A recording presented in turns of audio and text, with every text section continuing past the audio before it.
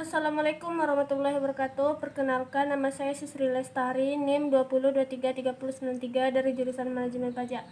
Kali ini saya akan membacakan hasil resume saya pertemuan keempat tentang media komunikasi perpajakan di era 4.0. Yang pertama, definisi media komunikasi. Media komunikasi adalah suatu alat atau sarana yang digunakan dalam komunikasi untuk menyampaikan pesan dari komunikator ke komunikan. Media komunikasi juga dapat dikatakan sebagai sarana atau perantara bagi komunikator dalam penyampaian pesan kepada komunikannya. Yang kedua, ada teori media komunikasi. Teori media komunikasi terbagi atas 5, yaitu teori semiotik pesan, yang kedua teori sosiokultural pesan, yang ketiga teori sosiopsikologis pesan, yang keempat teori sibernetika, dan yang kelima ada teori kritis. Teori semiotik pesan adalah media yang sangat menarik dari sudut pandang semiotik atas campuran sebuah simbol yang diatur secara spesial dan kronologis untuk menciptakan sebuah pesan, kesan, dan penyampaian sebuah gagasan untuk memunculkan makna dari khalayak atau komunikan.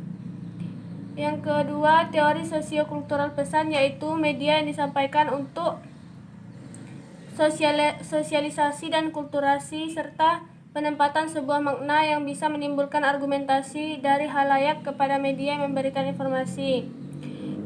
Yang ketiga ada sosiopsikologis, yaitu teori yang menggabungkan antara sosial dan psikologis dari audiens yang menikmati media. Yang keempat ada teori sibernetika, yaitu pengaruh dari opini khalayak ramai dari suatu isi media dapat dikatakan sebagai teori spiral ketenangan yang menunjukkan bahwa komunikasi interpersonal dan media berjalan bersamaan untuk pengembangan opini masyarakat. Yang kelima, teori kritis, yaitu teori yang harus dikritisi oleh khalayak ramai agar tidak ada keberpihakan dalam penyampaian informasi. Yang ketiga yaitu fungsi media komunikasi. Yang A, fungsi media komunikasi menurut Marshall McLuhan. Menurut Marshall McLuhan terbagi atas 4, yaitu efektivitas, konkret, efisiensi, dan motivatif. Efektivitas yaitu media komunikasi yang akan mempermudah kelancaran dalam penyampaian informasi. Konkret yaitu media komunikasi yang akan membantu mempercepat isi pesan yang memiliki sifat abstrak. Yang ketiga yaitu efisiensi, yaitu media komunikasi yang akan mempercepat penyampaian pesan atau informasi kepada khalayak ramai. Yang keempat ada motivatif, yaitu media komunikasi yang memberikan sebuah informasi yang dapat dipertanggungjawabkan. Yang B itu fungsi media komunikasi menurut Burgon dan Hafner terbagi atas 4 juga, yaitu efisiensi penyebaran informasi, yaitu penghematan dalam segi biaya, waktu, tenaga, dan pikiran. Yang kedua, memperkuat eksistensi informasi, yaitu media komunikasi yang dapat membuat informasi ataupun pesan menjadi lebih berkesan terhadap komunikan. Yang keempat, menghibur, yaitu media yang dapat menyenangkan khalayak ramai dan lebih menarik bagi audiensnya. Yang keempat yaitu ada kontrol sosial, yaitu media komunikasi sebagai pengawasan dalam sebuah kebijakan sosial. Selanjutnya yaitu jenis media komunikasi. Jenis media komunikasi terbagi atas 4, yaitu berdasarkan bentuknya, berdasarkan fungsinya, berdasarkan penyebaran media komunikasinya, dan berdasarkan karakteristiknya. Media komunikasi berdasarkan bentuknya terbagi atas 4, yaitu media cetak, media audio, media visual, dan media audiovisual. Media cetak yaitu suatu barang yang dicetak yang bisa digunakan sebagai sarana penyampaian pesan atau informasi, contohnya surat kabar atau koran, brosur, majalah, dan lain sebagainya. Yang kedua, media audio, yaitu bentuk media komunikasi yang penyampaian informasinya hanya menggunakan rekaman suara, yang informasinya hanya dapat tersampaikan melalui indera pendengaran, contohnya radio, rekaman suara pada handphone, dan lain sebagainya. Yang ketiga ada media visual. Media visual yaitu media komunikasi yang penyampaian pesannya hanya dapat tersampaikan melalui indera penglihatan, contohnya gambar, foto, dan lainnya. Yang keempat ada media audiovisual. Media audiovisual yaitu media komunikasi yang dapat dilihat sekaligus didengar, contohnya televisi, video, dan lainnya. Jenis media komunikasi berdasarkan fungsinya ada 3, yaitu fungsi produksi, fungsi reproduksi, dan fungsi penyampaian informasi. Fungsi produksi yaitu media komunikasi yang bermanfaat sebagai penghasil berbagai macam informasi, contohnya komputer atau PC mengolah data. Yang kedua, fungsi reproduksi yaitu media komunikasi yang berguna untuk mencetak ulang informasi, contohnya audio tapes, recorder, dan video tapes.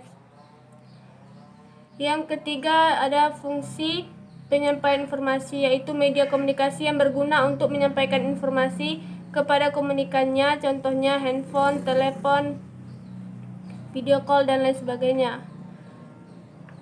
Yang ketiga yaitu jenis media komunikasi berdasarkan jangkauan penyebaran media komunikasinya. Terbagi atas 2 yaitu komunikasi internal dan komunikasi eksternal. Komunikasi eksternal yaitu media yang berguna untuk menjalin sebuah hubungan dan menyampaikan sebuah pesan atau informasi. Contohnya media cetak, media komunikasi tercetak atau tertulis yang bermaksud menjangkau publik eksternal seperti pemegang saham, konsumen, pelanggan, mitra kerja, dan lain sebagainya. Contohnya makalah perusahaan, brosur, buletin, dan lain sebagainya. Yang kedua ada media elektronik, contohnya radio, televisi, internet, dan lain sebagainya. Yang kedua ada media komunikasi internal, yaitu sarana penyampaian informasi di kalangan publik internal dan biasanya bersifat non-komersial. Penerima maupun pengirim informasi adalah orang dari pihak internal.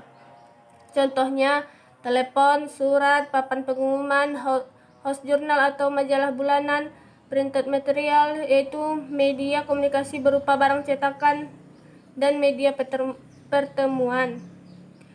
Yang keempat ada jenis komunikasi menurut karakteristiknya, yaitu terbagi atas 4, yaitu yang pertama media intrapersonal, yaitu komunikasi yang umpan balik yang didapatkan oleh pribadi seseorang hanya memutar dalam dirinya sendiri. Efek yang dihasilkan dari karakteristik intrapersonal yaitu sikap dan perilaku yang medianya adalah dirinya sendiri. Yang kedua ada media interpersonal, yaitu semua panca indera berguna untuk menjadi umpan balik dari suatu informasi yang disampaikan dengan cara tertulis, lisan, isyarat yang memiliki efek tinggi rendah pada kognitif yang medianya ada di setiap tempat. Yang ketiga, media massa. Media massa yaitu alat yang digunakan untuk menyampaikan pesan dari sumber kepada khalayak ramai yang menggunakan alat-alat komunikasi seperti surat kabar, radio, televisi, film, dan lain sebagainya. Yang keempat ada media publik. Media publik yaitu seluruh alat indera baik pun lisan maupun isyarat. Arus pesan yang disampaikan dapat satu arah maupun dua arah, yang efek tinggi kepada perilaku dan efek rendah kepada kognitif. Contoh medianya yaitu mimbar, alun-alun, rapat akbar, rapat raksasa, dan semacamnya. Yang selanjutnya ada keuntungan dan kelemahan media komunikasi. Yang pertama, keuntungan dan kelemahan media audio.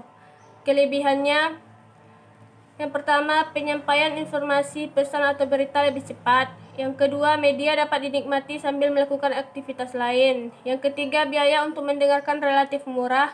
Yang keempat, pendengar yang kesulitan membaca atau melihat dapat memahami informasi dengan mudah karena disampaikan menggunakan media audio. Yang kelima, bahasa yang digunakan mudah dimengerti. Yang ketujuh, media audio dapat mencakup audiens yang banyak. Yang ketujuh, dapat digunakan bersama-sama. Yang kedelapan, dapat memusatkan perhatian audiensnya.